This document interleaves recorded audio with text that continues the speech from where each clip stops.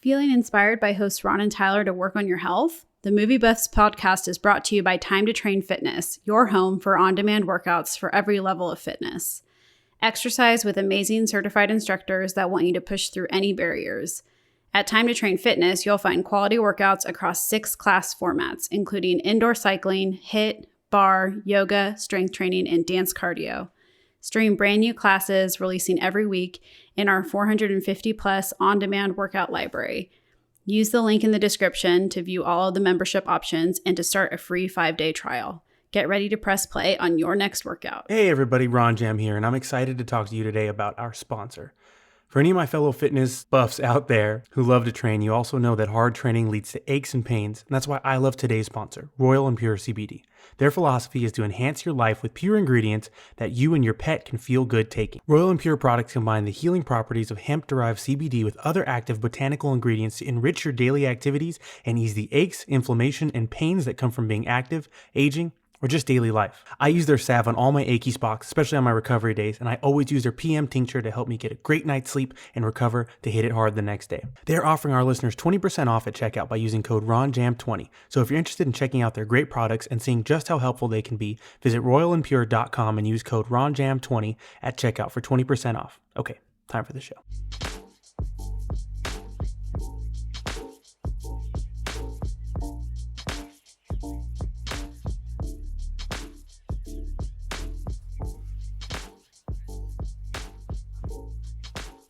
What is up, everybody? Welcome back to another episode of the MovieBuffs Podcast, the absolute 100% unequivocally strongest podcast in the world about movies.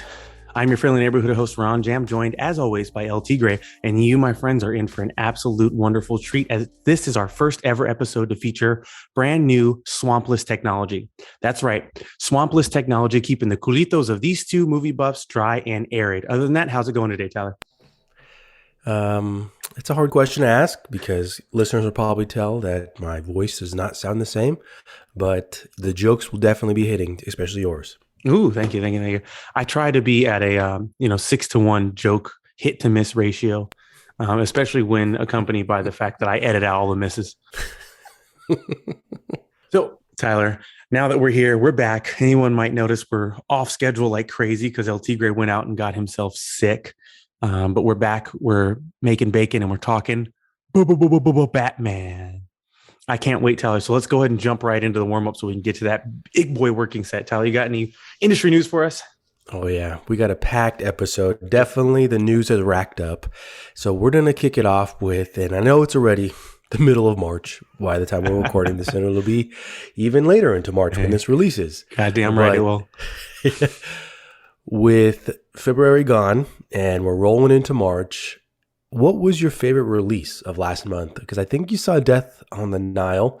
There was Marry Me, Uncharted, Jackass Forever, Kimmy, Studio 66, Dog, Moonfall, big one right there, and Cyrano. Any of those on your list of favorite movies so far? My favorite is probably Dog.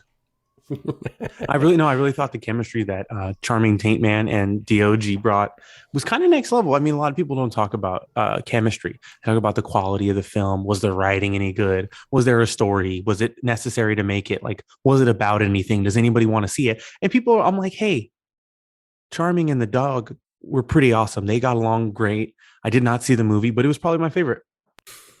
Saying that I know that we made fun of that movie, I know that you are missing on a joke, but I believe you saw Death on the Nile. And I'm going to move on here because we got a lot to talk about. MovieWeb posted an article about John Cena and how he dresses. About who? And his name is John Cena!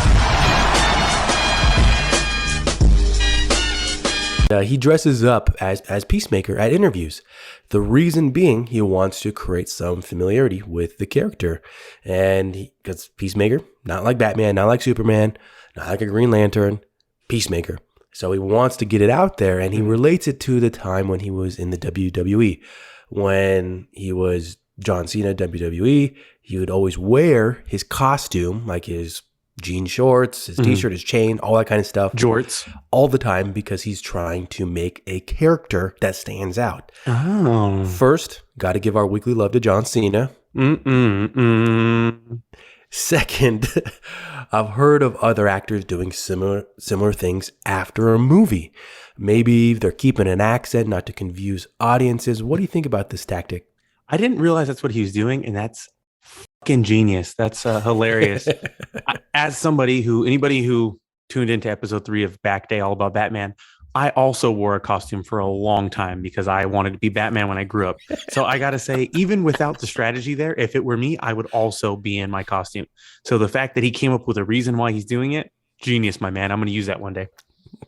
Yeah, that'll definitely explain a lot. But I heard, a while ago, that some actors would keep a accent so they wouldn't confuse the audiences that like maybe heard like like when they were going like on a tour. I think it was Chris Bale did that all the time. People didn't know he was British. Exactly. That's my example of Christian Bale. And I think that I was maybe in that audience. I was like, where is this his real accent? Is that what he really sounds like? So like you might see different interviews and you're thinking, what does this guy's actual voice sound like?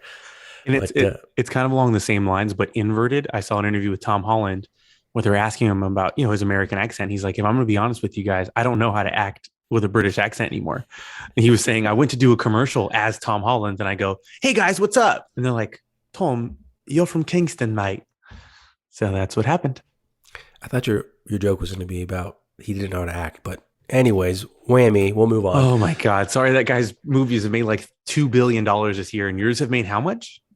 So much more. Yeah, you can't say that he made them money. Go ahead, Shorty. What's next? Next, Anthony Mackie.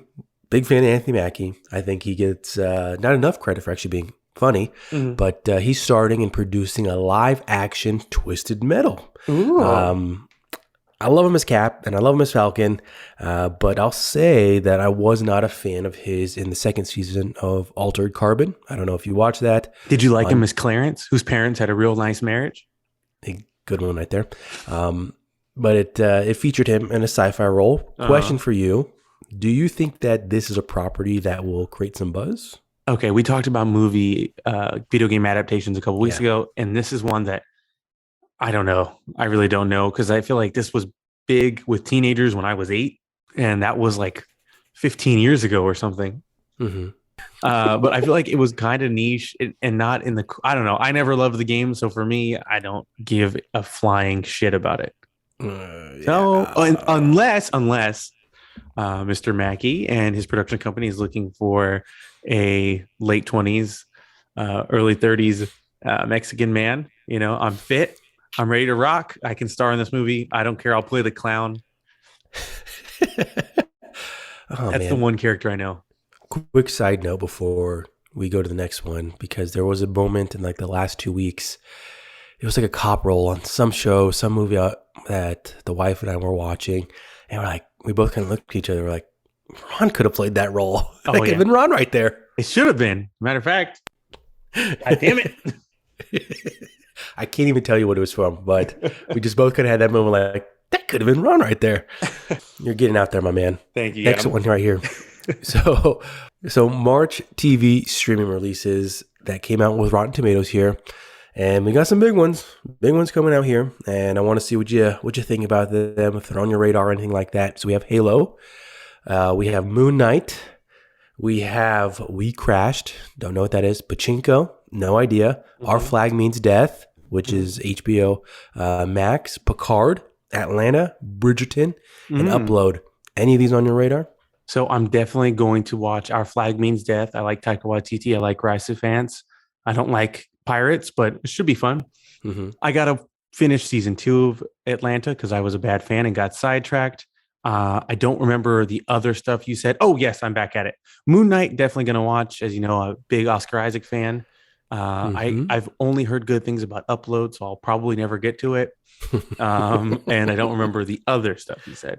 Oh, Halo. I remember everything. Halo, I think I do want to watch. I've seen some good stills. I told you it looks very expensive. And they have already been renewed for season 2. So let's give it a shot. Oh, man. I want the best for Master Chief. But Paramount Plus has not had anything good come out. So don't they have Yellowstone that everyone's dick riding? I'm not going to even go too much into that because Yellowstone is just obnoxiously bad.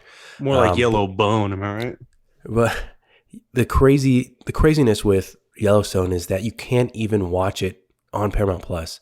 What? After it aired, you think that I'm making this up. Because I have the app and I wanted to watch it, and I thought, oh, like we have Paramount Plus, like we'll be able to like watch it when the episodes come out. No, you can't. So after a new season comes out, it goes directly onto Peacock because of some deal they worked out. And so they don't even have their best series. They don't have their best, their like most popular series. They don't have it. They don't even have it. That's it's crazy. dumb. Yeah. I love it. I love that. Yeah. Let's put it on freaking Quibi. We might as well put it on Quibi while they're at it. But Moon Knight, already I'm seeing fantastic tweets come out about Fantastic Four tweets. Not that, but spoiler alert, everybody, watch out. Okay, so next one here that it's kind of an interesting one. I'll be the judge of that. Yeah. I saw someone post a tweet kind of taking a jab at J.J. Abrams and basically saying that his filmography is embarrassing. And it kind of got me thinking after I started looking at it because, I mean, without seeing this tweet, I personally think that he makes entertaining movies. Do I think they're like, oh, wow, like that was so meaningful, I want to watch that again? Not really, but they're entertaining. I laugh when I think about those scenes where I remember I saw the behind the scenes where like JJ like supposedly like hits the camera himself to like shake it during certain things. So I'm like, okay, like he's hitting like $1 million stuff to give it that extra added like oomph to it. But it got me thinking, and let me read you his filmography. So we have MI3, Star Wars The Force Awakens, Star Trek, Super 8, Star Trek Into the Darkness, and Star Wars The Rise of Skywalker. First question for you, are you a fan of his work? Yeah, in general. Second question, I believe he has an exclusive deal with WB to create content. Is he someone you believe can world build? He can mystery build, that's for sure. And I didn't realize until you read that how few movies he's made. Wow. Exactly. That's weird. Yeah. Yeah. It kind of, you don't really think about it. You just think, oh, okay, J.J. Abrams, this huge director, but it's not really. Not a lot. Not a lot. I think somebody else, the tweet really made fun of him, and the responses really kind of dug into it. He's got some big names on there, but are they the best? That good? I don't know. Who knows, man? Yeah, if you would have asked me before this, I thought it would have been like a 30 movie long list, and I was going to ask you to stop. But no, who knows? It was kind of short. Next one, and this has been a reoccurring topic that we've gone over with dates and film releases. So recently some shuffles have come around, and right now, at the moment, some DC properties are moving down, and December 16th has come up with a big day because now we have Avatar 2 and Shazam 2 on the same day. With this being something we've discussed before, with release dates mattering and moving forward, how they should probably plan ahead. Do you think one of these are going to budge, or is there going to be some drama come holiday season? I truly believe that WB will change the date again because they like to do that. Yeah. What do you think? I think I understand moving around to like make space for stuff, but it's weird when they shift every movie, and they've done it a couple times. Because you don't want the fans to lose track of when stuff's coming out, especially for a movie like, say, The Flash that was supposedly in production since 2014 and has already moved back once or twice. It's like you're starting to make people lose faith in like, do you think it's bad or what's going on? Like another movie we talk about that has moved constantly and no one knows when it's coming out, and that's Morbius. Somebody was talking to me, I can't remember who, was like, oh yeah, I can't wait to see Morbius, it looks good. And I went, it looks anyway, so that's my thoughts on that. What's next? What else we got? I thought you were going to give Morbius the New Mutants treatment that it doesn't exist. Yeah. Well, Tyler, it doesn't exist, so that's why I don't have to talk about it not existing, because like I don't talk about vampires all the time because they also don't exist. Get it? Morbius, vampires. Moving on. And the small joke that you had before we started recording with my falsetto not coming in it definitely happened right there. I couldn't hit that high note, but that's all I got for news. What do you got for me? All right. In local news, today I got off the freeway and it took me roughly 35 minutes even to get from the freeway, which is 1.4 miles from my house to my house. I'm pissed. Woodland Hills Police Department, go fuck yourselves.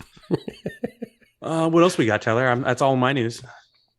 Well, I think this is news, even though it's a trailer, because we got to talk about it because it's definitely caused a lot of buzz, and I'm excited. I know I got a little buzz off it. I shouldn't be driving, but don't tell the Woodland Hills Police Department.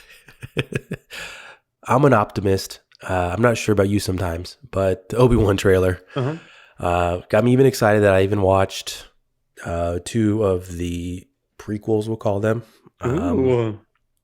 And first of all, did you watch it? I did see the trailer. And wink. It looks like Obi-Wan is a creepy peeping old Tom. It looks like he heads off world to fight the Inquisitors. I know people are upset about the head shape and texture of the Grand Inquisitor. I know the Inquisitor Fortress looks good. It looks very similar to what it was in Jedi Fallen Order. And I know that Anakin Skywalker and Darth Vader will be returning. And I know that I'm going to watch it, but maybe not week by week. Well, I personally had a huge smile on my face watching the whole thing. Obi-Wan's my fave. I just loved the Obi-Wan Xbox game back when it came out. First one. You're the only one who's known as that movie is, so you made that up. Yep, I feel like I bring it up every single time we talk about Star Wars. Because you're going to say it enough that people are going to think, like Morbius, that it exists, but it doesn't. Well, it's the only video game that I know of that you could literally throw your lightsaber and control it from there. It was freaking awesome. You ever played Jedi Fallen Order? Nope. Well, there you go, bud. Because that's like one of the things they can do. Nope. Except for we're going to cut that out. This is on PS4 with good graphics. Nobody plays PS anything. Yeah, well, my PlayStation did break on me. So also, PlayStation, come fix my shit. What else we got? Well, we're going to move to our segment. So, Tyler, for this next segment, moving on from trailers, do you want me to give us a little theme music to bring us in? Yes.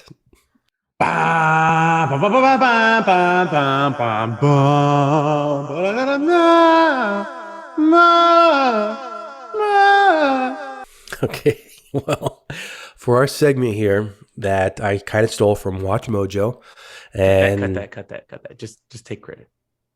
What? Just take credit for it.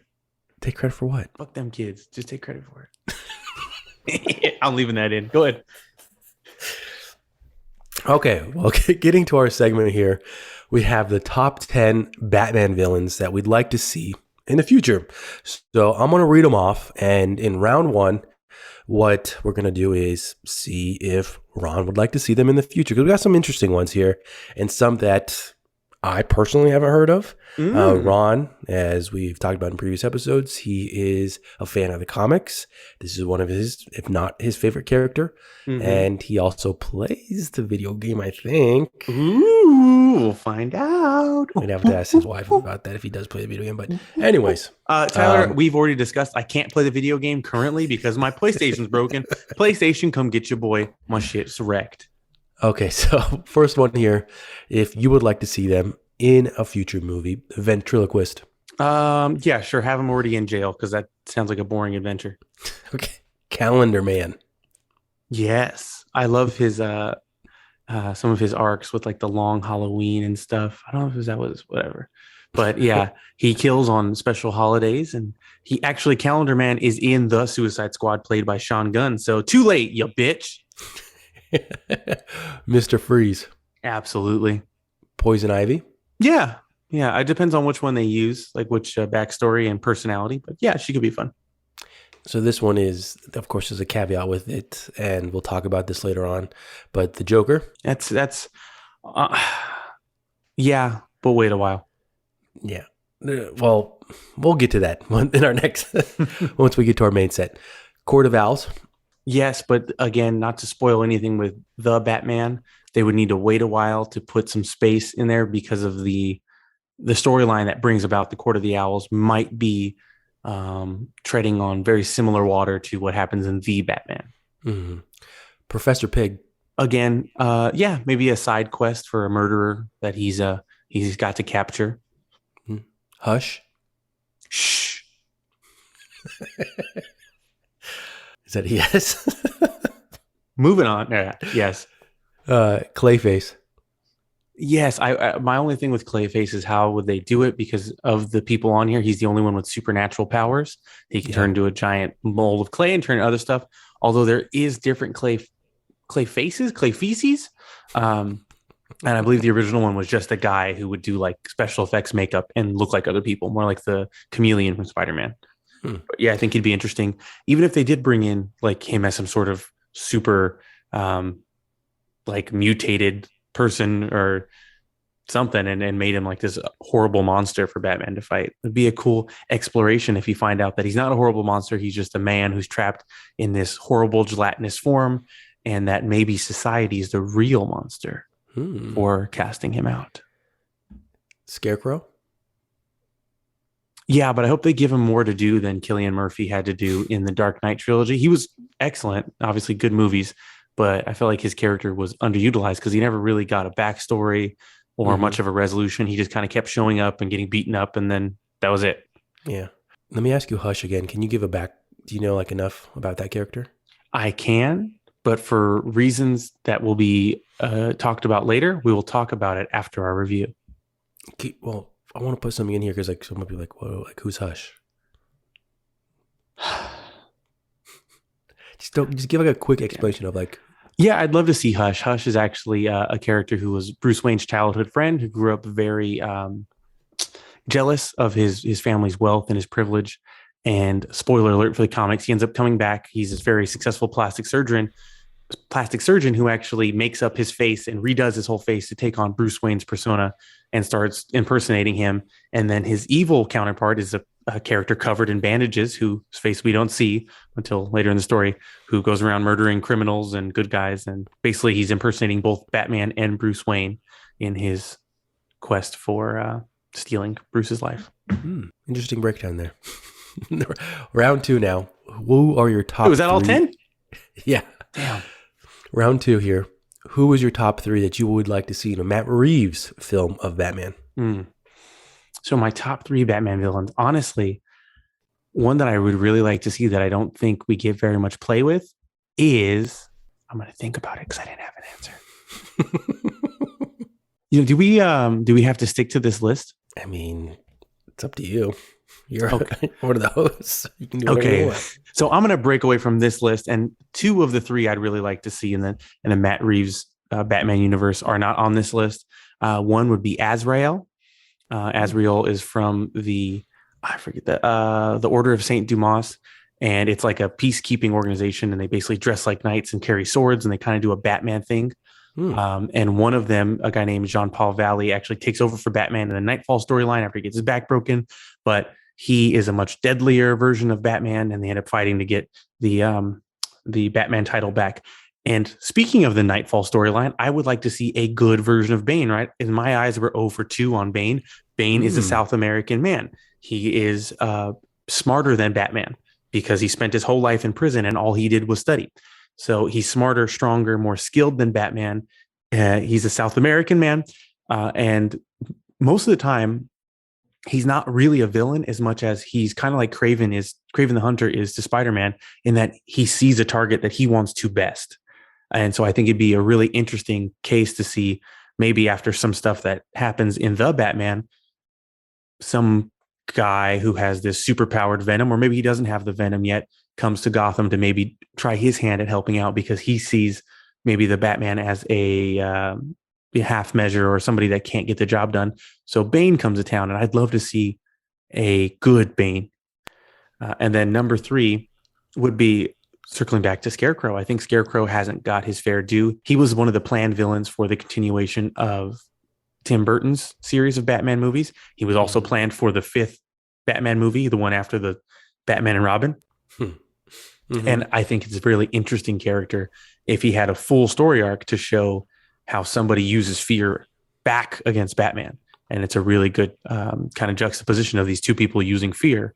And again, kind of not to give away too much about what happens in the Batman, but Batman has to confront some of his methods there. If every villain he sees kind of forces him to confront his methods, then maybe this universe can move and progress toward a maybe more even sci-fi Batman who could maybe one day be a part of a Justice League by developing his moral code even more, refining his technology by fighting these people that are all dark reflections of himself. That's why I listed Azrael or the Order of Saint Dumas, Bane, and Scarecrow.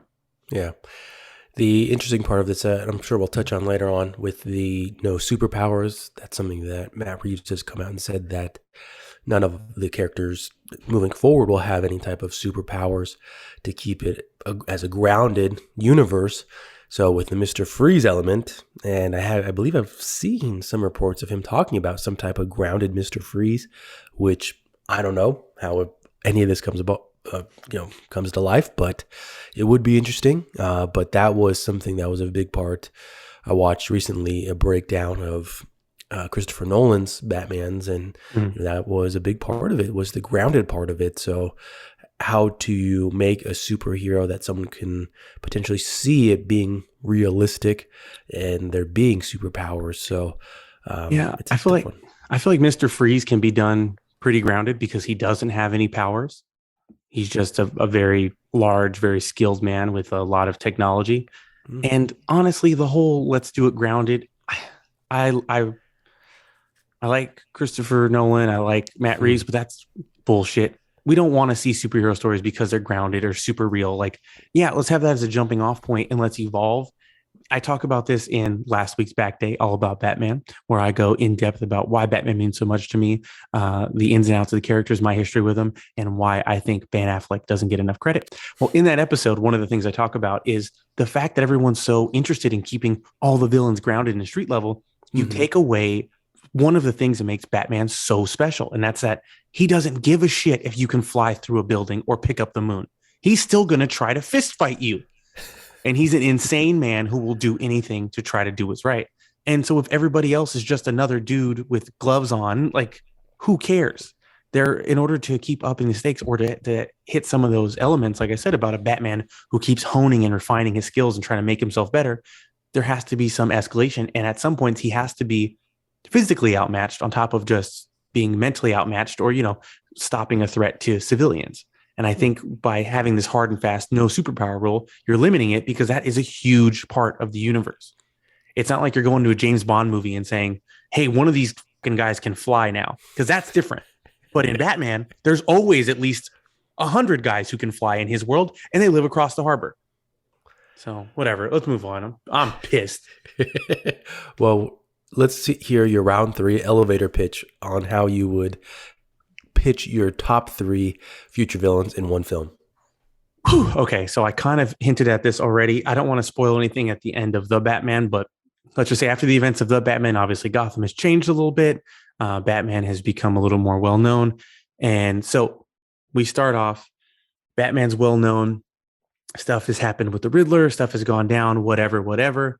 And like I said, Bane decides to step in and be like, you know what? I don't think this guy's doing a very good job. I've come up now. I've escaped the island of Santa Prisca. I've taken it over. This is now my island nation. I want to go around and fix other places like I did here. And I want to go there and prove my skill because people are saying how awesome this guy is or this and that. I'm going to go handle it. Meanwhile, you have a guy like Scarecrow, who's now seizing power in the vacuum of some stuff that's happened with other bad guys. And he's out there. Again, he's following Batman's example of striking fear into people's hearts. Maybe even this Scarecrow could be part vigilante. So Batman is accosted on both sides by these. And now he's got to, again, face up to his shortcomings and try to evolve and refine his technique and his skills and test himself as the Batman. And it could even be a 2-parter where it ends with Bane overcoming Batman, breaking his motherfucking back. And then part 3 could include the Azrael storyline. But again, we don't need to go that far. We don't need to take Batman out just yet. I think that's a problem that a lot of movies do. Second movie, the good guy always loses his powers. But it'd be cool to see him come up against a physical threat as well as just a guy who's sneaky. I like it. So we're going to move on now and give another plug. Unfortunately, with me getting sick, that it didn't quite work in terms of how we wanted to lead up to this episode, but it's all about Batman. Ron talked about what's in it, and he talks about how Ben Affleck is a good good Batman I think he did. But anyways, check out the latest episode of Back Day. It's a bat-themed episode. All Ron talking about it, 15 minutes. Great episode to listen to on your drive to work or on your way home, whatever that might be. But check it out. There's going to be a link in the description for it. What's next? As we move to now our main set, and this is one that we've both been excited for and one that we've been planning for. We actually have a slightly different arrangement for it. We're not just going to go through review, spoiler, non-spoiler. We're actually going to talk about different items from the movie and ultimately give some recommendations at the end. But The Batman, that is our main set here. Director Matt Reeves. If you watched the newer Planet of the Apes, he did the last two. He did The War for Planet of the Apes and Dawn of the Planet of the Apes. God, they were so good, by the way. He did Let Me In Cloverfield, and an interesting piece that I actually saw prior to recording today, and I didn't know this about him, but he was the co-creator of Felicity with J.J. Abrams. Wow. He's a friend of JJ's, which I'm guessing helped him. And then another one to kind of stir the pot here that I found on his trivia was that he was on a short list to direct the 2013 Man of Steel. Wow. Before we move on, I want to ask Tyler, do you think that his relationship with J.J. Abrams and his past connection to Man of Steel lends any credence to the idea that this Batman might interact with the J.J. Abrams Superman universe and movie that's in development for 2 years from now? Because I do. You do? Well, now I do. Okay. I don't know, but it's exciting to think about. Oh, so exciting. The cast for this one, pretty... when we actually were driving home from this one, and I was kind of just going through things, talking them out with my wife about what my thoughts were with this cast. And I mean, it's a great cast. Yeah. And I think the walkaway that I said was, this cast can act. They all are great actors. All these actors are acting. They're not just there for their looks. Yeah. And well, even though I might backtrack on that later on when we talk about one of these actors. Wow. I'm going to say that right now. But Robert Pattinson, Zoe Kravitz, Jeffrey Wright, Colin Farrell, Paul Dano, John Turturro, Andy Serkis, Peter Sarsgaard. Pretty big actors there. Yeah. What do you think? Dude, Johnny Toots brought it. Rob Battenbat freaking brought it. Zoe Kravitz, oh my God. She brought it, and she brought those cheekbones. Jeffrey Wright, phenomenal. Colin Farrell, Will Ferrell's little brother, I heard. He brought it. I think he was one of those people that was opposite of there for their looks. He brought it, and his freaking prosthetics were amazing. Paul Dano, oh my God, poor guy. He's so good at being so creepy. I'm like, how is his regular life? I hope he's one of those actors who can just turn it off, because he was amazing. Andy Serkis, awesome. I don't want to talk too much about it. Well, I guess I can't say. I wish we got more Alfred in this movie. We'll talk about it later on. But there was so much mystery that there wasn't a whole lot of Alfred time, but I thought he was great. Peter Sarsgaard, that guy just shows up and kills it. And speaking of killing it, his wife was actually killed in a Batman movie about 14 years ago. He's married to Maggie Gyllenhaal. Well, premise of this one, will you walk us through it, Ronald? So the premise is that after the murder of his parents, orphan billionaire... Oh, wait, no, we don't need that. Okay. So we'll start with the movie. So much like this movie, I'm going to start with the action. When the Riddler, a sadistic serial killer, begins murdering key political figures in Gotham, Batman is forced to investigate the city's hidden corruption and question even his own family's involvement. It's Saw, it's Chinatown, it's a little bit of Blade Runner, it's Seven, it's Batman, it's action. You're going to like it. I think that's not my recommendation. This is. I loved it. You will too. Well, what I was thinking for this episode, which... we haven't done, but I think it's appropriate now that we actually hit the spoiler alert. If you have not seen it and you are planning to see it, which you should, definitely go see it. But moving forward, everything but can potentially be a spoiler. Yep. And plus, okay, this movie's made like $800 million. It came out like 10 days ago. A lot of people have seen it. You need to see it. I've seen it twice, and it's 3 hours long. So go see it. Go see it. Hey, go see it. Hey, you. Go see it. Hey, Kevin, go see it. Hey, you. Hey, Sonia, you better see it. Cece, go see it. Drake, go see it. Eminem, you better go see it. Tyler, go see it. I have seen it, and I was planning to see it. I wasn't talking to you. let's go back to a little bit of the back for even like the movie, because I believe we talked about this in our first iteration of the podcast when it was first announced that another Batman was in the works, and I think it was probably the Joker. That when that came out, I feel like it opened up the door. Like, okay, films that are not connected to the other ones and they're just well made. I feel like that can work. You agree? Oh yeah, absolutely. Like I was saying before, it's one thing if the movies develop and you see this Batman turn into somebody who could hold his own against the Green Lantern, or whatever, like he keeps getting more advanced and then integrate him, or even like as the story goes on, if that becomes a necessity for the world to get bigger. But to just start it with the idea of, okay, this has got to be within 3 hours, this guy has got to be in outer space. Stuff starts to get wonky there. But so I love it when they come in, like we have an idea for a story. And Matt Reeves even said, he's like, I didn't write this to make more. I wrote this to make this. Yeah. And I think you really feel that, like, sure, it's a Batman movie. They're not going to be like, okay, everybody's dead at the end and the planet exploded. There's always going to be room to make more. But it's so much better when you write it to contain itself. And then, you can have ideas that can be picked up later. But this story is fully self-contained. It's well made, well acted, and it looks great. Yeah, agree. Agree with all those. I know. I heard it looks so great because they use kind of like the volume there, and it like they do in The Mandalorian. And my God, does it help with lighting? It just feels like you're somewhere. And somewhat, I enjoyed Zack Snyder's Justice League and Man of Steel and stuff, but so much of those movies sometimes, or not Man of Steel as much, but Batman vs Superman for sure, they feel like they don't take place anywhere, right? This is one of the gripes I had with Spider-Man No Way Home, is that it kind of feels like it doesn't take place anywhere. It feels like it was on a soundstage, and that was it. Like it doesn't feel real. And so much of this movie feels grimy and real. Even stuff that is for sure CGI. It feels like people are there because the lighting is good, because of the volume. And I'm gushing.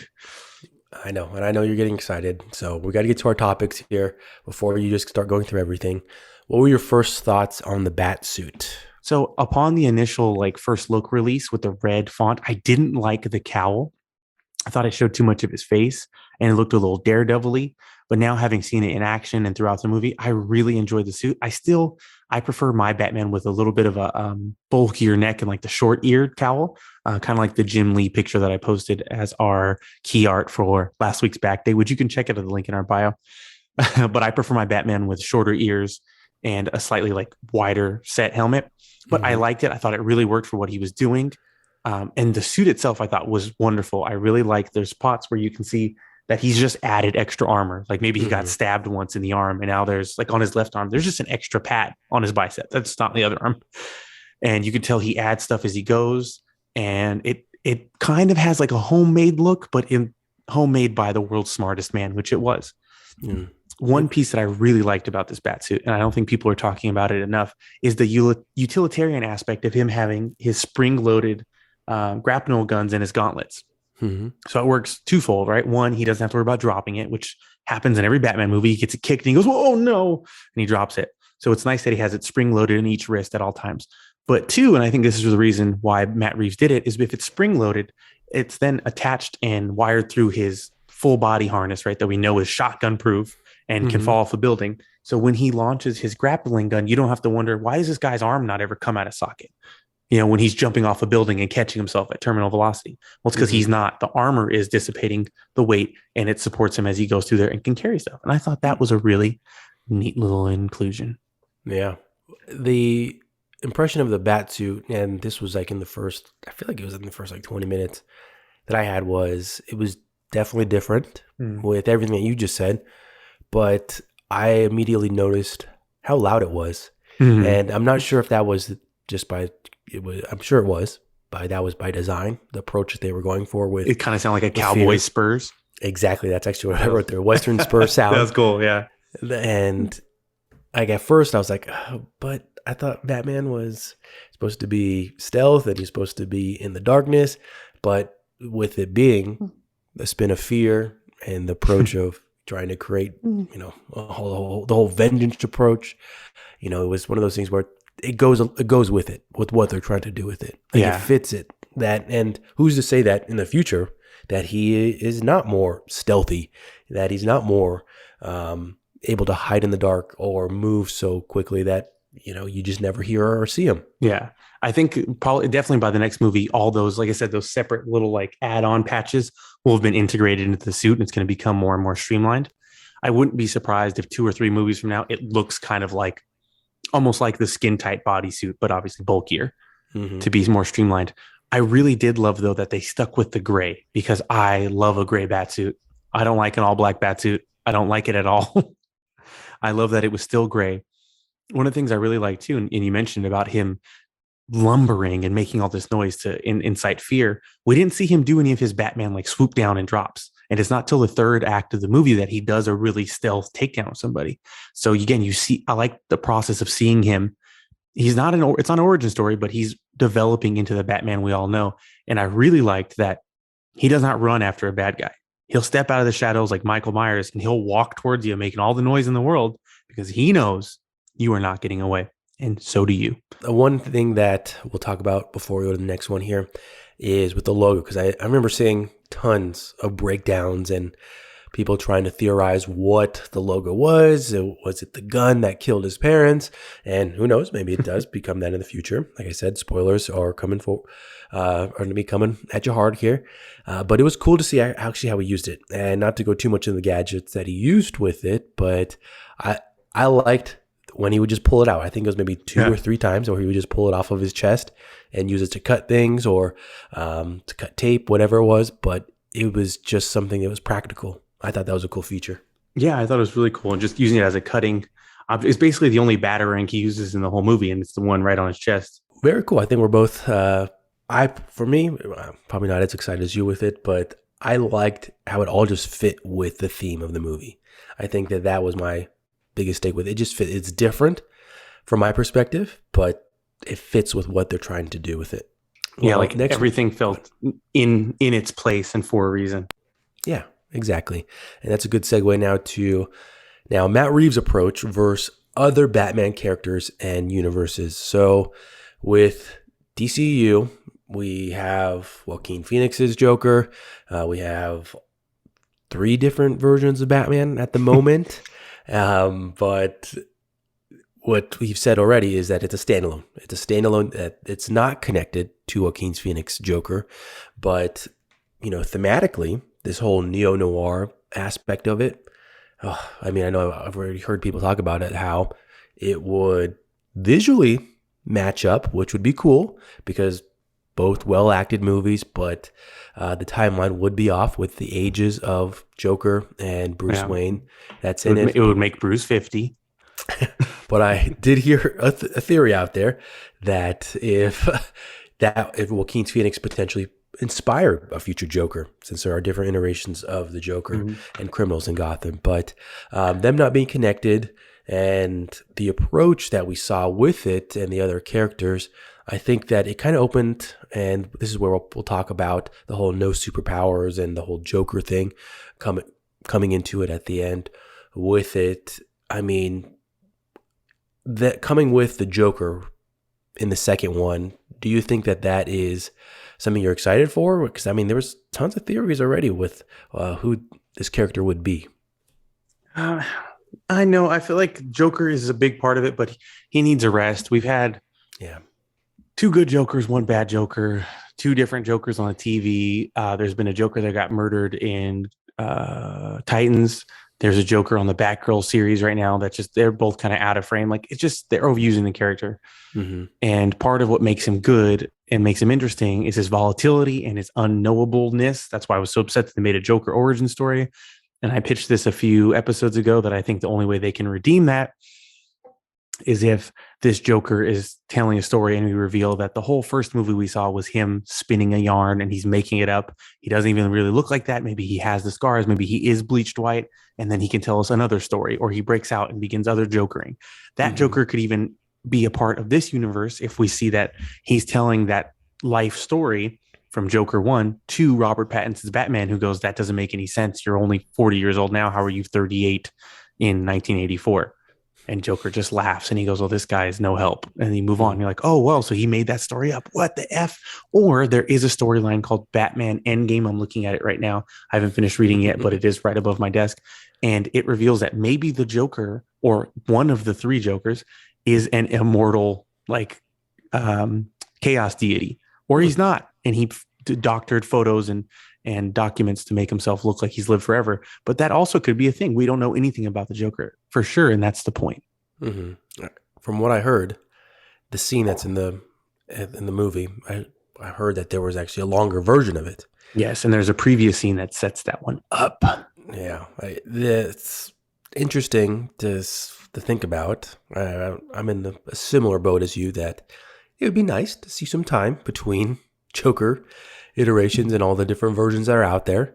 But I think the interesting aspect of maybe potentially why it's coming so quickly is that for me, watching it, walking away, I feel like one of the things I said too was I feel like there's less action. There's less fighting in it. It's more detective work, more story building with the characters, all the rogues gallery of villains that are out there, and how we get to know them and see their backstory. What do you think about that? I think that I wouldn't say necessarily there's less fighting. I think there's fewer fight scenes, which I actually really appreciated. Instead of it being 30 minutes action scene, 30 minutes action scene, like everything stops for a fight. Mm-hmm. Everything that happened action wise was completely in service of him trying to reach his goal. He doesn't stop to fist fight somebody. Mm-hmm. He does it because they're in his way, and he fights with the abandon and anger as if every single person he hits is the person who personally killed his family. And I think probably if you counted it up, he beat up more guys in this movie than he has in probably any of the other ones. Yeah. I appreciate that, but it was all integrated in the story, right? Every single fight, it was just because it had to happen.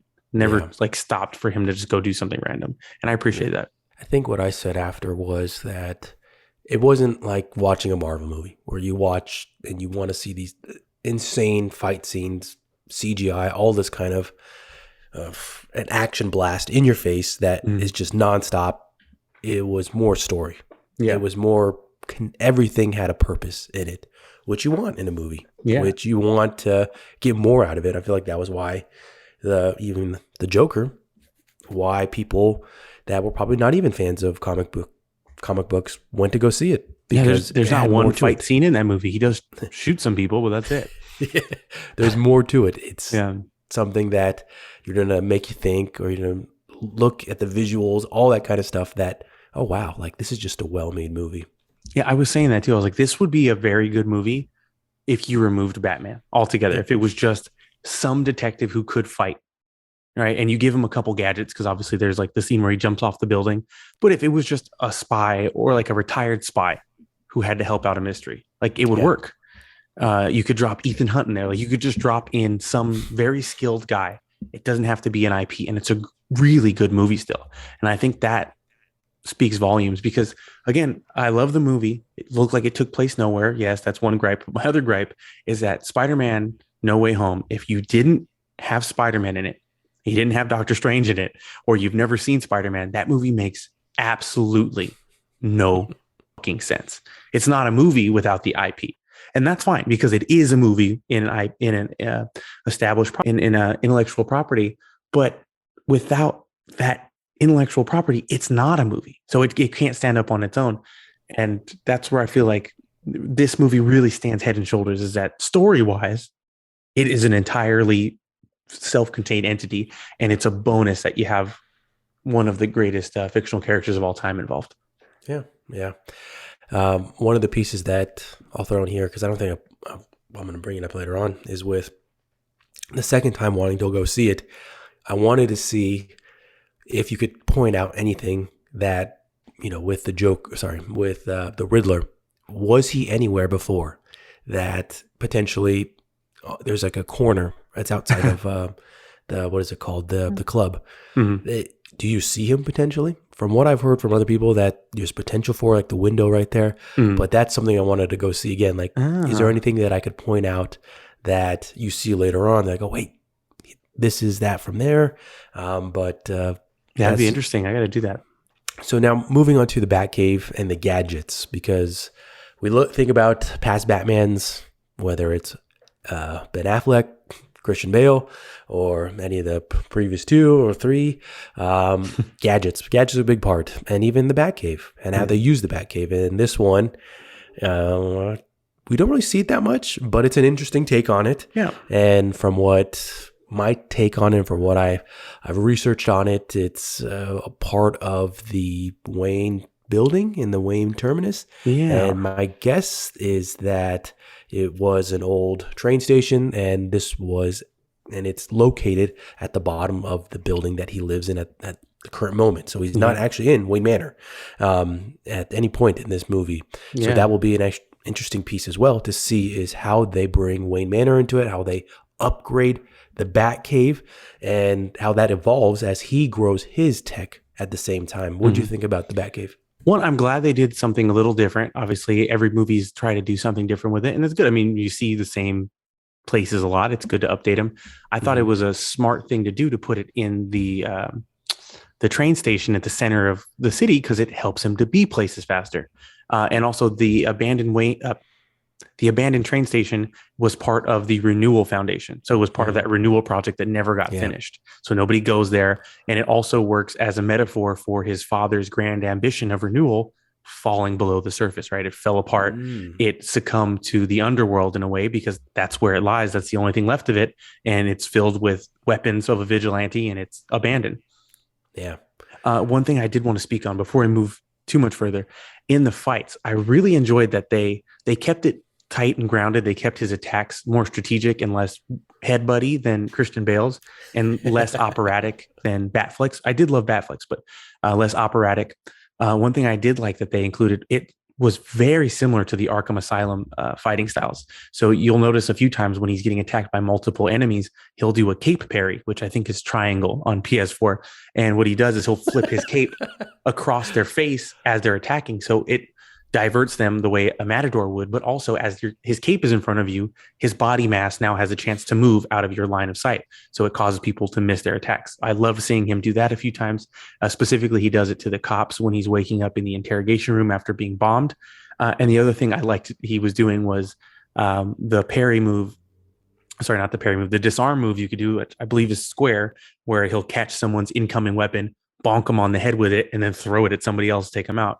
He does it a couple times with people holding shotguns and rifles. He does it with a bat, notably, and then there's a couple times where he'll take someone's gun and just snap it in half. And I thought it was fun uses of like combat we've seen before to let us know that, okay, this guy is badass, but to also show us that he's going out of his way to not kill people, right? He doesn't keep the bat and just bash the guy in the face with it till he's dead.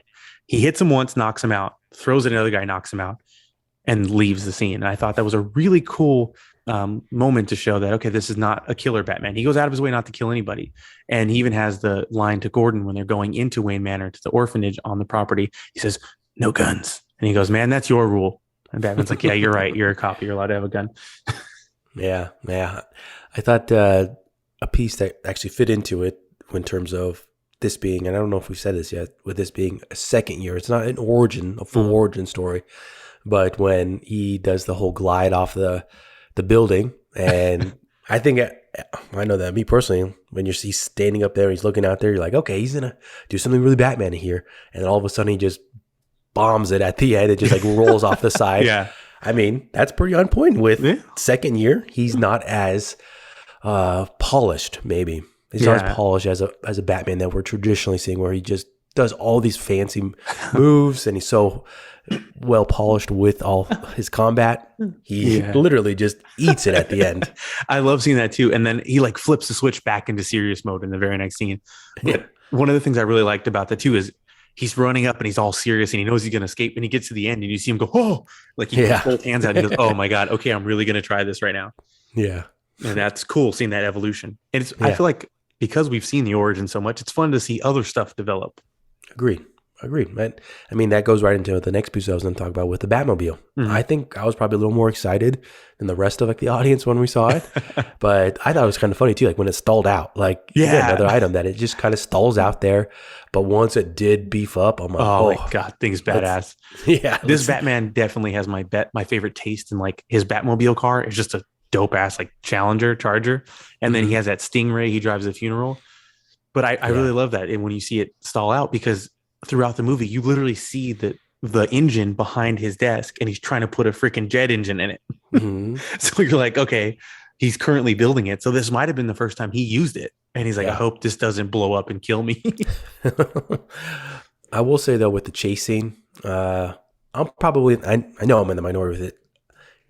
To be honest, I kind of felt like they could have filmed that like in some humongous warehouse that was just like dimly lit, because I didn't really know like wherever they were driving, because it was super rainy, it was dark, and you just mostly had like cuts of the Penguin or Pattinson in the car just like screaming at it, and you don't really know where they're going, where they're driving. Occasionally you see them drive through something, but I'm not saying it was bad. And I know that there was like a very popular scene with it. Some people said it was like their favorite chase scene ever. Okay, I get what you're saying. For me, it was okay. You know, I agree with you, and then I disagree with you. Okay. Because the first time I saw it, I felt exactly the same. I told my wife, and we're like, yeah, you know, most chase scenes are boring. So I did appreciate, you know, they do a lot of subjective angles. And it really did, like, I'm sure even being a little confused, I was confused the first time. And I was like, it was exciting at least. Like, I don't know what happened, but I was exciting. It was interesting. So the second time I watched it, and I was like paying attention to the geography. Because as you said, like sometimes they're driving, wait, they're backward on the freeway now. They just drove through a wall. What's going on? But the second time, because I knew what the story was and I knew all, like, I don't have to like watch for just explosions. I watched for geography, and the second viewing, I found it super clear. And I was like, oh, I can appreciate this even more now. So for anybody that was maybe a little confused, if you get a chance to go watch it again, watch it with geography in mind. And I think Matt Reeves does a really good job.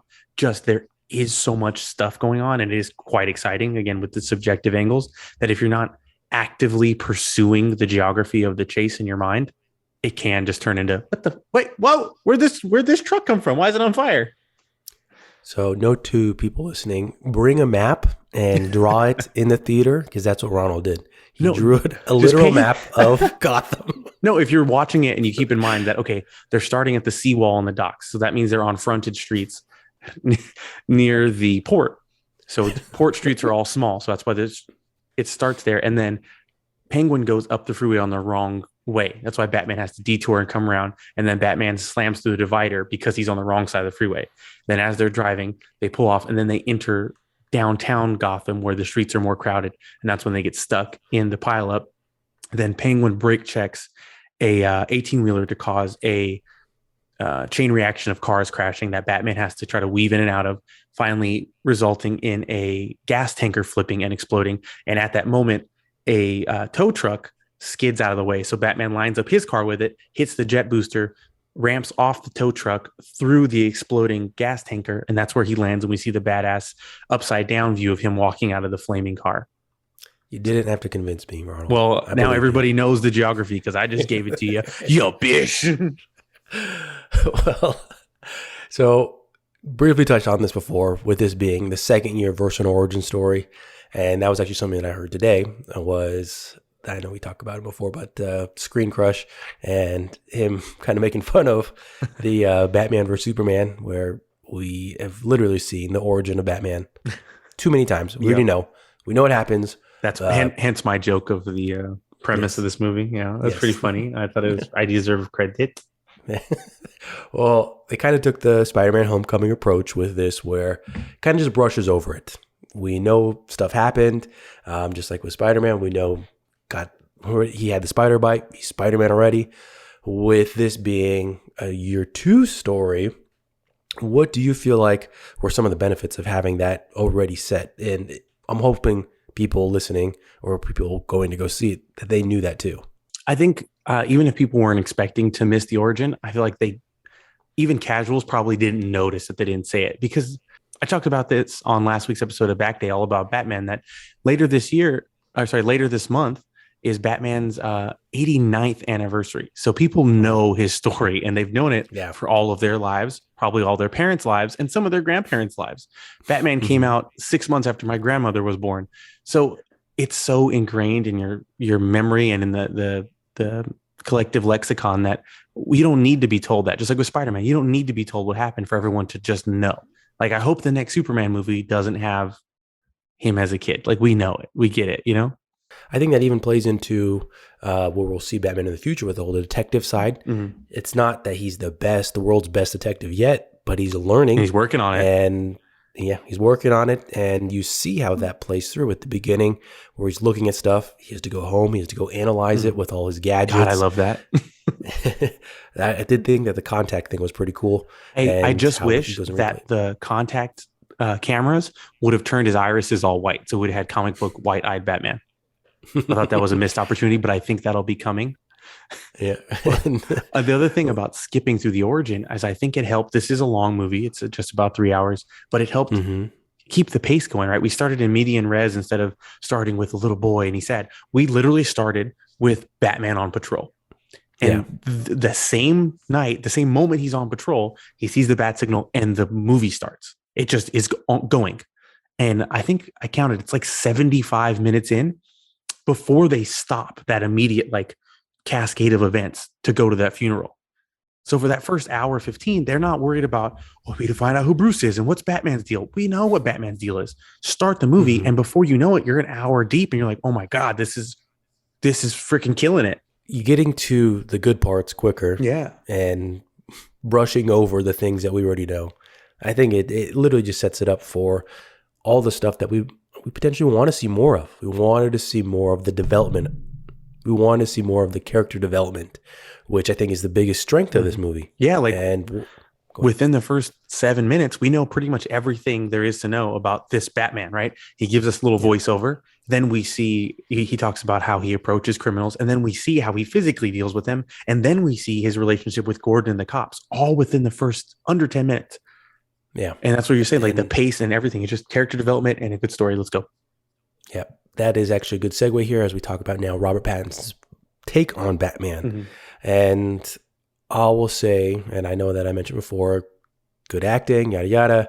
And how I said even in prior episodes of this podcast that I was very hesitant with Pattinson being Batman because I still do not think he's the best actor.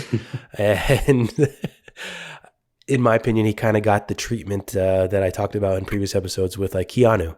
Is Keanu the best actor? I love Keanu and he can kick my ass. Absolutely. Do I think he's do I think he's the best actor?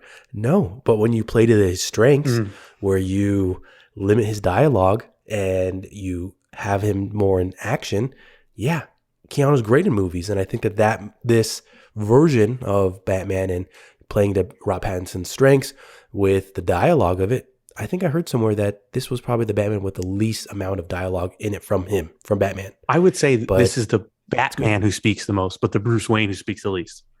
Yeah.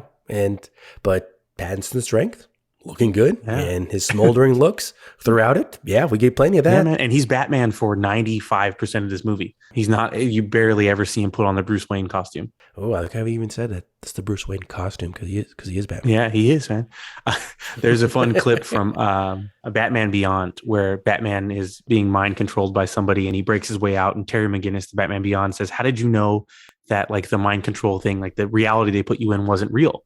He's like, because in this reality, the voice in my head was calling me Bruce. And he says, well, what does the voice in your head call yourself? And he just looks at him and looks at the Batsuit. By the way, that was my terrible Kevin Conroy impersonation. Nice. What do you think about the no Batman voice? I liked it. There was a voice, like he dropped his voice quite a bit. And it makes a lot of sense because Bruce Wayne basically doesn't exist, right? No one talks to him. No one knows him. So you actually hear it when he's calling about Alfred, right? He goes, hey, something terrible is going to happen. And then she goes, something already did. And he goes, and then hangs up. Like his voice will drop. And it's not like doing a voice, but it's like the difference between, when you're talking to your friends versus when you talk to like your little cousin. Like his Bruce Wayne voice is kind of up here. And he's just like, he just talk like when he's Bruce Wayne in public, he kind of talks up here and just talks like a normal guy. When he's Batman, he just kind of talks down here, right? He's just serious. And most of the time he's even whispering because he doesn't want you to hear him. So when he's like, he lies still. Like he's not doing a voice and he's not doing a voice. Interesting take. I'll agree. I want to see something different. I think that was kind of the approach I had to it. I want to see something different, and that is just a good movie. That is one thing that was almost universally maligned about Christian Bale's take. And one thing that pretty much everybody doesn't like, and the only thing everybody doesn't like, was his voice. And we get the impetus there, right? It has to be different because his Bruce Wayne was very well known. But I think just where it ended up was a little cartoonish. The thing about Robert Pattinson's casting, or Robert Castington, as I like to call it, something I mentioned on last week's episode of Back Day, where I talk all about Batman. And it's that people we're upset because he's the guy from Twilight, right? He can't act and this and that. But again, Warner Brothers invested hundreds and hundreds and hundreds and hundreds of millions of dollars into this movie, into this franchise, into all of the accompanying merchandise and etc. They knew that we knew he was the guy from Twilight. So they saw something in him, and particularly in him and his relationship to this text and this universe that Matt Reeves created that nobody else had, right? They were like, this is the guy, and he's going to do it, and he's going to make a return on our hundreds and hundreds of millions of dollar investment. So we got, like I said, you got to be open-minded when you see this stuff, especially with that much money on the line. They're going to try to make their money back. So they're going to not shit the bed if possible. I'm just going to segue this to our next one with one that you kind of hinted at already, and one that was a big walk away for myself, was that I'm interested in the relationship between Alfred and Bruce moving forward. Mm-hmm. I mean, Andy Serkis is casted as Alfred, and we all know he's a great actor. We love him in a variety of roles, but you don't really see him that much. There's not that connection. You do sense, and I mean, the one scene that they have together in the hospital that where they really bring it. Yeah, it's super powerful, well acted. Yeah, Andy Serkis brings it, but that relationship, and even you get a little hint of Andy Serkis is the one that trained him, but I think that'll be an interesting topic to dive into with his background, this version of Alfred, and then the relationship with Thomas Wayne. That story comes up, throughout the movie, and even how he feels towards Bruce and kind of being that father figure. Yeah, I think it was cool to see more of the badass kind of Earth One style Alfred that wasn't hired on to be a butler. He kind of became that because he was helped raising his friend and employer's son, but he was there to be security, right? Because it makes more sense, and it is more helpful story wise that this guy is pretty handy. But I really did think, like you said, the moment in the hospital was very powerful, and I liked that. Again, we talked about seeing it's not an origin story, but we see a lot of origins. So in this movie, we don't see a lot of Bruce Wayne, but by the end, people are telling him like Bruce Wayne should help the city more. And he sees how his father tried and failed. And he sees how Batman is coming short when people are misinterpreting his message and using it to just do whatever the hell they want. So we see the origin of the Bruce Wayne philanthropist persona who maybe can do some good in the daytime. And we also see the origin of his close relationship with Alfred that we all know so well, because he's kind of shocked by what happens. And he realizes, okay, I can't just be the Batman. Like there has to be a person in there or else I can't do what I need to do, because the humanity is what's going to help me do the right thing and not just become another Riddler or another one of his zealots. Yeah. I mean, that's one of the things that I feel is a big theme of the movie is the realization of who he is. I mean, there's a scene with him and Alfred with the whole cuffling scene where Alfred actually has Wayne cufflings on and Bruce doesn't have any cufflinks on. Because he doesn't know how to be Bruce Wayne, the billionaire playboy yet. He hasn't developed that yet. He's still trying to figure out who Bruce Wayne is, who his family is, and his role with all those pieces. And all he really knows right now is Batman, and he's still trying to develop that role going forward. His fighting style, how he uses his gadgets, all these pieces, how he becomes a better detective. So I think those are all pieces that we all want to see more of, and that they'll definitely expand on too with, I think the family part, I think, is such a fascinating angle that we don't really see much of Thomas Wayne, or even the part with his mom. And I'm trying to remember that angle in the movie. Oh, where I thought that was the Arkham family. Yeah. That's something that I was like, what? Like, can we see more of that? Yeah, seriously. Well, another piece that I walked out and I said I really liked it was the whole Gordon relationship. In previous versions of Batman, sometimes you just see Gordon, Commissioner Gordon, just flip on some random small screen, and he's telling about some villain that Batman needs to go take down, and you don't really get a relationship between them. I like how they were working together, and this was something that when you start to see them interact, that it was something that's already kind of established in their first year together, that the whole working together and building that trust up. So they already have that trust built up. Yeah, they even say in the movies, like, do you trust anybody? And Gordon says, well, I trust you. Yeah. And he's not lieutenant, or he's not Commissioner Gordon yet. He's lieutenant, and when it even ends, he's not even Commissioner Gordon. Yeah.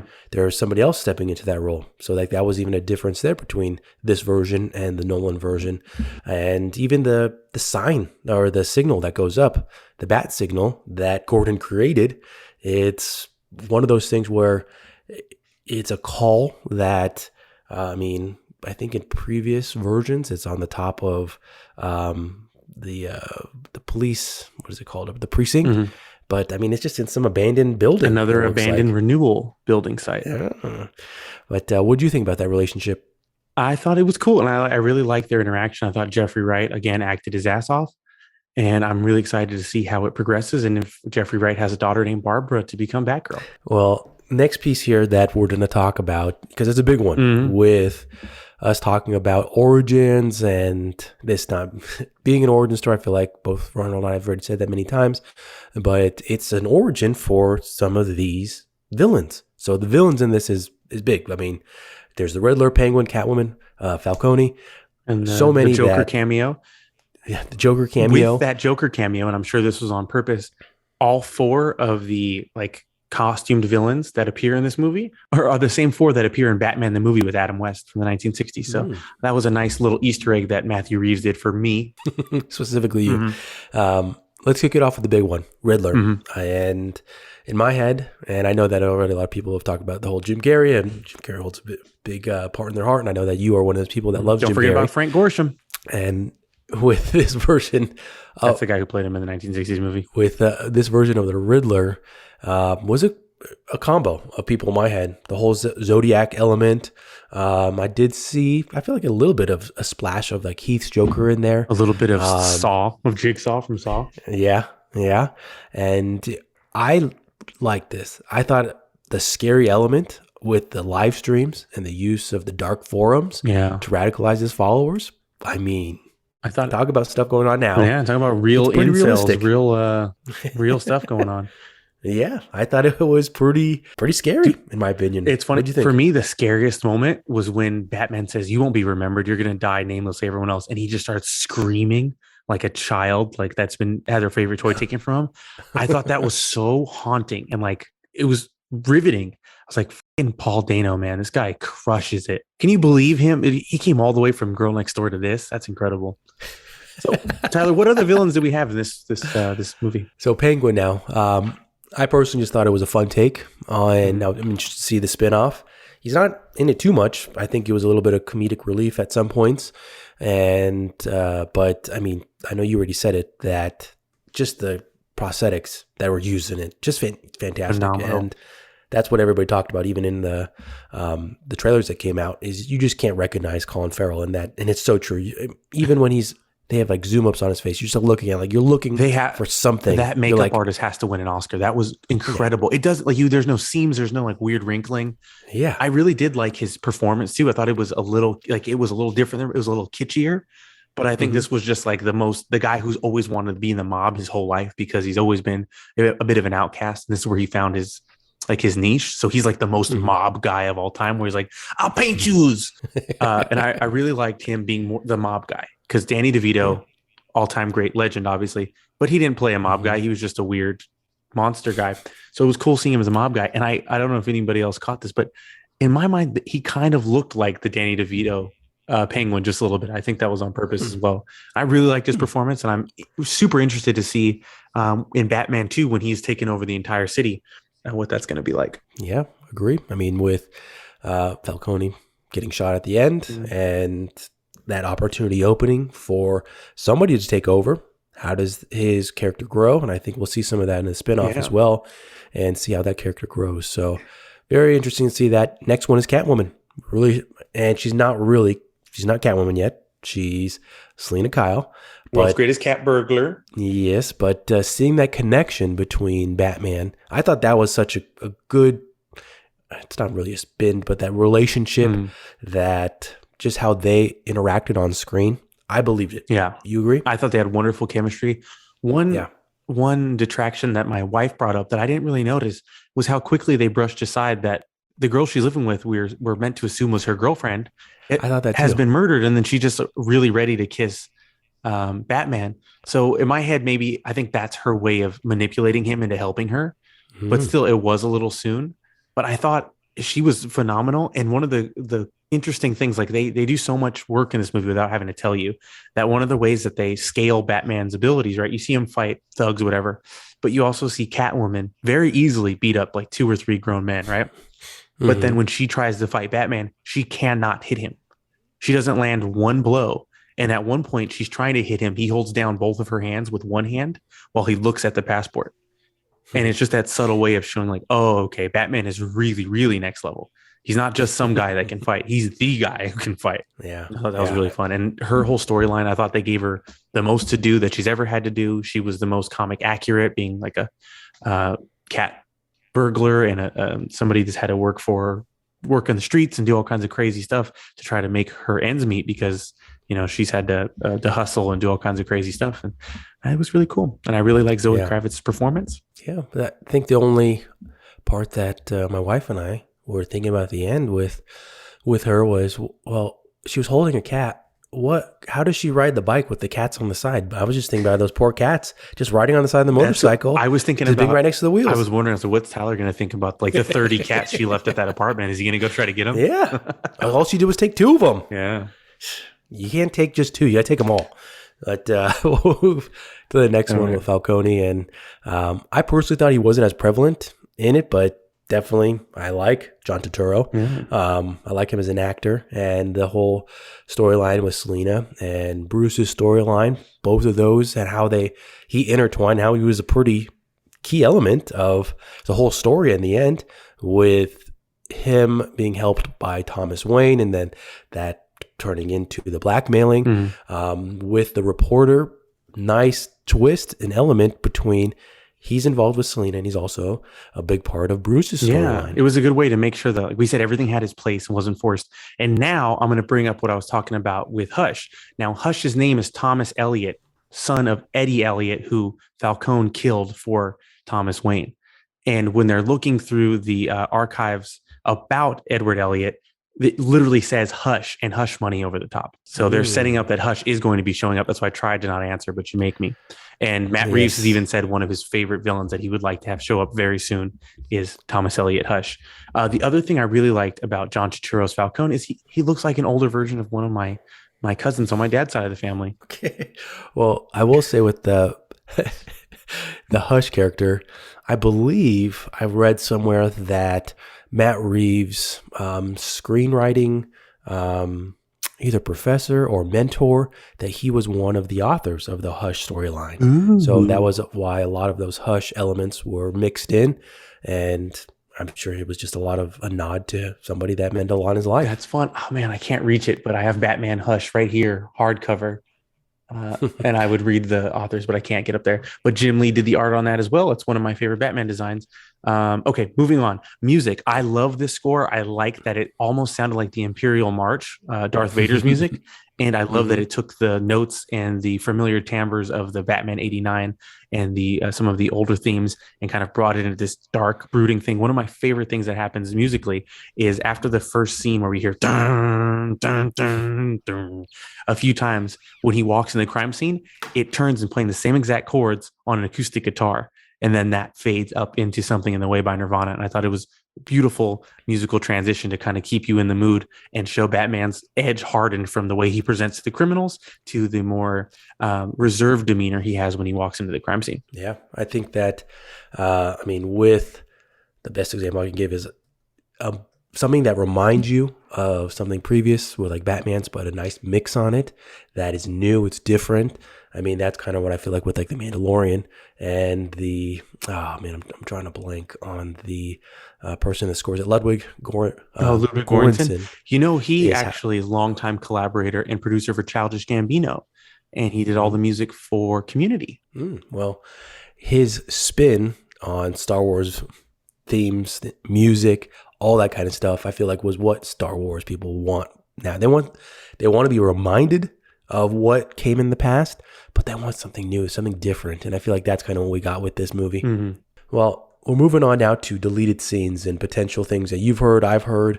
Or the one piece that I'm going to touch on is with the whole online Rada Lada, website and all the hints that are in it. I haven't had a chance to go on there, but I've seen breakdowns of it. Have you gone on there at all? No, but I've seen the breakdowns and stuff, and it looks interesting. They're definitely hinting at stuff that's going to be showing up in the spin-offs and in the future. Yeah. And I like that they're keeping it active. So like, hopefully they'll do like a surprise drop of one of the series, and like you find out if you're on Ralata and you don't if you ain't. I think it's a fun way to engage the fans. I think it creates the buzz around Batman, something that's outside of the theater. So it's cool. I think it's cool what they're doing. I'm sure we'll see a lot more deleted scenes as we get closer to the release of it on DVD or on online. But I mean, I heard that they started at a 4-hour cut, and I know that some people want things to be shorter, but the way I always say it is that I don't care how long it is. If it's something good, I'll watch 4 hours. I don't care. Exactly. And especially when I can watch it at the home. same approach. Yeah, the same approach with this. If I like it, I'm going to watch 4 hours. Not like the freaking, what was that? That Scorsese movie that came out on Netflix. The Irishman. Oh my, it took me like 5 times just to watch it. And it was so just drawn out. But Batman, yeah, I'll watch 4 hours of Batman. I watched 30 hours of Batman. I don't give a shit. I watched all of Zack Snyder's Justice League when it premiered at midnight, even though that's 4 hours long. I tried to at least. I got 3 hours in and I couldn't stay awake. So I rewatched the back half when I woke up in the morning. But I'll watch it, dude. I don't give a S. So speaking of deleted scenes, have you heard about the deleted Joker scene that was actually the setup to their conversation at the end? No, but please jump into it. Okay, so along that first stretch of mystery stuff, so like we said, we see Batman take evidence home to analyze it, and he's going here and there.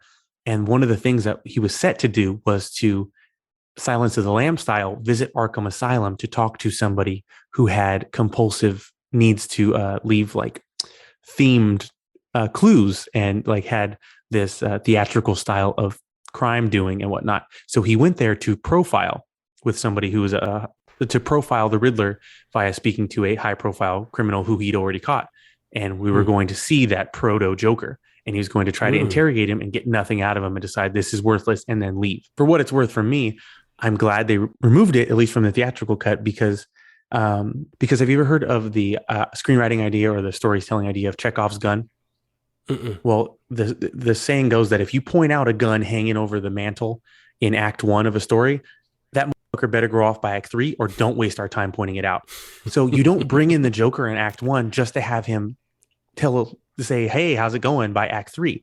If you did that, everyone would expect the Joker to have been behind it, right? Or him to show up and do something crazy. So to leave it in there would have detracted from the story. And I appreciate that they put story first. And yeah, the little cameo was kind of nice. I thought it was a little ham-fisted. And as I said before, Barry Kogan's brother tweeted about it and ruined it last August.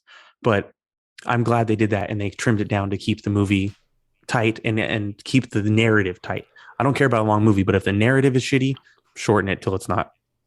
Yeah, and you're right. If they would have had whatever version of the Joker in the beginning, it would have detracted from stuff. People would have want to know more. Yep. And I mean, that's, in a way, they kind of created some buzz too, which is having a little piece of it, because now people are wanting to see whatever this version is in the future. They want to know, what is the story? How was he caught? Why is he in there?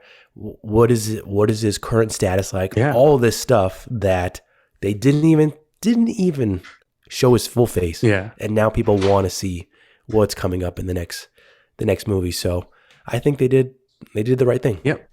Well, let's segue it now to the last part of this review. I know it's been a long one. Hopefully it's been entertaining, but our Batman tier list. Whew. I think it's already obvious that we both recommend the movie, both think that you should go see it, so no point in going into that. But let's now go through our review of our tier list, and let's go. So are we going to talk about our favorite Batman or our favorite Batman movies? Batman movies. So I have 9 on my list ranked. And I know that we actually, and this is actually where I have to point this out, because it's very rare that Ron will share with me after a movie if he liked it or not. He often makes me wait till we record, which is crazy because we text every single day. Yeah, but I want to keep it fresh for the people. Same reason I hate rehearsing. I only rehearse for stuff for other people's sake. Daddy likes spontaneity. And speaking of spontaneity, we're only ranking the top 3. Let's go. What's your number 1? What's your number 3? Well, no, we can't do 3 because they're going to literally be the same. What? They're literally, okay, I know, because I already know they're the same. Well, what is your number 1? We'll start at the top. My number 1 not favorite. The movie I think is the best Batman movie is Batman Begins. The reason this takes number 1 even over The Dark Knight is because The Dark Knight isn't a Batman movie. It's a movie about it's about justice. It's about chaos. It's about the Joker most of all, and it's not about Batman. Batman Begins is entirely about Batman. I just watched Batman Begins recently, but Dark Knight is my number 1. 2 is Batman Begins. So do we have the same 3Z? So number 2 is The Batman for me. Oh, because again, it is a Batman movie, whereas The Dark Knight is a Batman universe movie, but The Batman is much more about Batman. Interesting move there. I think that's already pretty big there. Yeah, I think it's up at number 2, and I feel very strongly like I don't have any caveats. I don't have any misgivings about putting it above Dark Knight for the reason I said. As far as a pure Batman movie, it is more Batmanly. I mean, when I walked out, and I think this is what I texted you, that I don't know if it was that night or it was the next day. I just being a Nolanite, that I can't put it ahead of Dark Knight and Batman Begins, but I will put it ahead of Dark Knight Rises. Even though I like Dark Knight Rises, I'll put it above that at number 3 and number 4. But where does everything else rate for you? Everything else ranks below that. What do you have at 4? 4, you know what's crazy? I really love Michael Keaton, and I do like his Batman, but I don't like those movies. I would honestly, I don't even know. After that, they're all tied for last because I like to leave room in the middle. The pieces that my wife actually made me swap, she didn't make me, but she convinced me to do it, is that I grew up actually on Batman Forever, Batman Robin. I love Batman Forever. I didn't own the first 2 Batmans, Batman and Batman Returns, so I rarely saw them. Only maybe they were on like TBS randomly. But I had the VHSs of Batman and Robin and Batman Forever, so I watched the crap out of those. And so, like, bad acting. Dude, don't even talk about Batman Forever, okay? I went to go see Batman Forever 3 times in the theaters, and it came out 4 days before my 4th birthday. Me and my dad went to go see it so much. And I was like, because I love Batman. Obviously, I love James Carrey. And oh, my God, I'll watch it again. I'll watch it right now. Tell me I won't. I watched it in the last couple months, but I'm watching it now, so I gotta go. I put it above Batman Returns and Batman, and then last on there I put Batman vs Superman for that specific reason. Yeah, but, that wraps up our review, our main set of Batman. Go see it. Go see it 2 times. Ron will probably see it 3-4 times, and come back. Let's bring it to $2 billion, guys. Let's bring $2 billion out of this guy. Ready and break. Well, we're moving now into I got our last sets. I got this. Wow, Tyler, that review was awesome, but it was a little long. So long, it almost made me say WTF. Now, was there anything this week that made you say WTF? Well, it wasn't this week that my WTF moment happened because I was sick. It actually happened last week. And my WTF moment has nothing to even do with a movie. It has nothing to do with a film, anything. It has to do with airport etiquette. Oh my God. Make it spicy. For this to make the WTF moment, and I'm just going to share a little background to this, is that I don't like to fly, and I'm one of those people that gets drugged up. I get Xanax. Molly Percocets.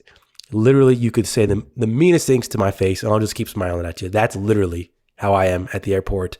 Like, I'm going through, even though I am pre-check, I'm just going through it. They could literally say, oh, sorry, like, it's going to take a little longer. I'll just keep smiling. I literally don't care. And so we're at the airport. And first of all, this girl starts throwing a fit because her luggage that she brought, that they were enforcing the rules on it. So her bag was too big, and they were saying, okay, if you can't get this down, you're going to have to check it. No, she's throwing a fit, and she's saying, it's only at this airport that they enforce this on me, nowhere else. So first of all, if you know they're going to enforce on you, why don't you just bring less stuff or bring a different bag? 5 minutes later, this same woman is taking selfies at her seat, literally taking selfies at her seat as we're waiting for the plane to get here. And then it gets even more.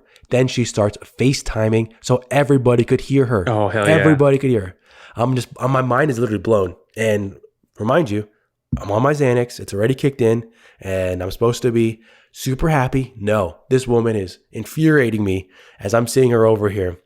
So I bring all this up to say, when you're flying, get your head together. Get your headspace right. Get your life right. Get right with Jesus before you get on Tyler's plane. If you are one of these people that throws a fit at the airport because it's not tailored to you, that you have to follow the rules, all this kind of stuff, just don't take the plane. Yeah, man. Go do something else. There's other ways to get there. More like airport because you're being a little piggy. There you go. Yeah. That's my WTF moment. Heck yeah, bud. Cooling down a little bit more here and going into what are we watching. And my list has actually grown since then, but I'm going to run through them quickly while Ron listens. Yeah, Finished Pam and Tommy. Man, you're way ahead of me then. I watched Netflix's Worst Roommate Ever miniseries. That's pretty quick to go through and just mind-boggling. Just straight up mind-boggling when you watch it. You'll be literally scratching your head. I started the series on HBO, the Lakers series, just because I like the Lakers. Oh, yeah, I want to watch that. I'm not a big fan of Adam McKay, but I love the Lakers, so I got to watch it. And other than that, one more thing that I'm going to throw out there for people to watch. If you liked Storage Wars at all, check out Swap Shop. Ooh. It's very similar concept to Storage Wars. Fascinating. Wife and I binged watch it over the weekend, and they're quick. They're fun to watch. Ronald, what are you watching right now? What I'm watching, I finally got a chance to finish Rick and Morty. I thought it was a solid end to the season. It was interesting that they finally embraced some serialized storytelling. They brought it back. They brought back some old stuff. They revealed some mysteries, and I'm excited to see what happens in season 6. A lot of S noises. I did watch Death on the Nile. I just didn't say it earlier because I wanted to f with you. I thought it was good. It wasn't as well paced as the first. It took a little while longer to get into the mystery, but once it did get going, it was fun and it was a good time. I love murder mysteries. I'm rewatching Entourage, and I tell you what, it makes you really want to yell obscenities at people, stuff you're not allowed to say. Just for reference, Tyler's been rewatching it, but in secret, and he's also been yelling a lot of things at his personal assistant Lloyd. I slept through 3/4 of episode 1 of Impeachment, American Crime Story. What I saw was very good. They found a way to make Sarah Paulson even more annoying. She's playing Linda Tripp, and she's just the worst. And that's what I'm watching. Nice. Take us to our full cool down here with your post-workout takeaway. All right. We are post-workout. We're cooling it down. If I'm lucky, I'll go hit some shoulders and biceps after this, but I got to cool down from podcasting mode. And one of the best ways to do that is to take a fitness takeaway. So this week, I want to be positive. Tyler says I'm always negative, and I say I'm optimist prime. I'm so optimistic, it's out of control. And I want to talk about today about control, right? One of the things that can be very helpful to your psyche and to your health is being in the gym and trying to be healthy, even if I don't care what you weigh. I don't care how you look. I want you to feel good. Hopefully you move well. Hopefully your health markers are in check. But as long as you're feeling good and you can do the things you want to do, that's what's most important. And that's what's so great about health and fitness is you can take control of at least one aspect of your life. So if you're in the gym or you're at home doing workouts or just doing what it takes to make sure that you feel good and you can move well and you can enjoy your life, you can take back some control. I know right now there's a lot of scary stuff in the world and it's easy to feel like you have no say over that. And health and fitness is one of the few ways that we can actually take control and be in charge. So I hope you take that away. Hope you take care of yourselves. That's my takeaway. Be in charge. Be in charge. Be in charge. How about you try one of those up high, bud? I can't. That's as high as my voice goes. Ugh, my voice like squeaked a word. Definitely peaked there, Ronald. I haven't even begun to peak. You'll know when I peak. Okay. So do you have any insights on my takeaway besides singing? I just like the be in charge part. All right. So Valencia, is that all we got today? That's all we got. Great episode here. Great episode, Big Dog. It's good being back with you. We got to figure out something to talk about next week. Thank you, Tyler, for being here. And it has been good chit-chatting about the big bad bat. And thank you so much, every single one of you, for listening to this and taking time out of your day. You could have been anywhere in the whole world, but you're here with us. and we appreciate that. Please be sure to follow us on Facebook and Instagram and Twitter, and just follow us on the street at MovieBuffs_podcast. And if you like this episode, share it, subscribe, and leave us a 5-star review, because if you don't, Tyler's going to find you. Those reviews really help spread the word and help keep these podcast mics hot. Check out the links in the description to find the latest episode of Back Day, all about Batman, to find our episodes about Suicide Squad and Spider-Man, and we cover everything, and I talk way too much in all of them. You're going to freaking love it. Be sure to join us next week when we talk all about quantum entanglement, quarks, and the likelihood of our universe existing ad infinitum in the unlimited numbers of configuration thanks to string theory. Stay buff, my friends. See you next time. Bye.